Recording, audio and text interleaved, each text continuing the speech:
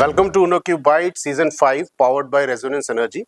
With us, we have Mr. Anjani Kumar, who is Head of Business Development in Shell Energy LNG. The Uno question to you is related to the utilization we are seeing in Shell Hazira plant.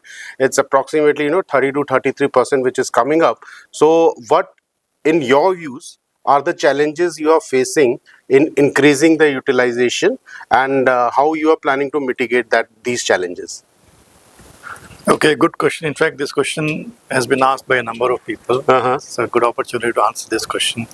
So first of all, how do you define capacity utilization? Right? Because a terminal always has got two parts. You have storage tank and then you have got regas. Yes.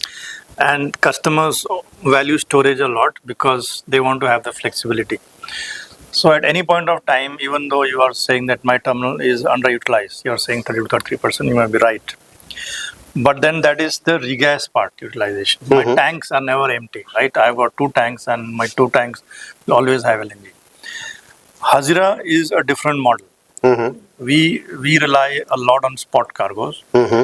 Now what happens is when you rely a lot on spot cargoes, and because the price of cargoes, they vary, Fluctuation is there. So then the storage becomes important because customers may want to buy a cargo at one point of time, store that, and then sell at a different point of time.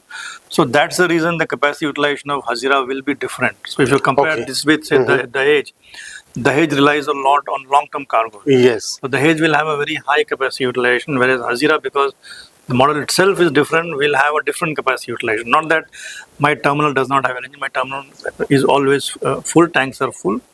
Yes, because of the extended storage, the capacity utilization, the way you define, can be less. Okay.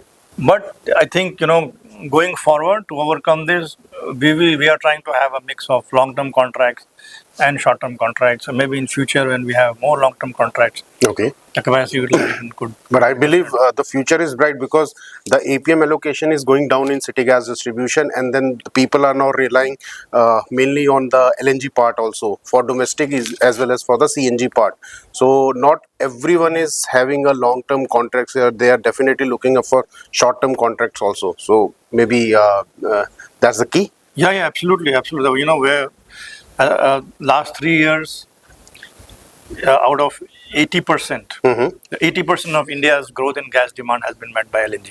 Yes. So domestic gas has not grown that much. Most of the demand increase has come from CGD, and this demand has been predominantly met by increase in LNG. Right. And this is going to continue in future. Yes. And we are seeing a lot of new long-term contracts being signed by buyers in India, which will translate into new long-term contracts by CGD players.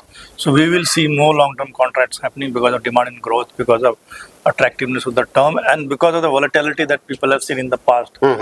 With regard to spot prices. Yes. So we ourselves see that the future could be very different in terms of more LNG, more long term, and okay. Thank you very much. Thank you, sir. It was a pleasure talking to you.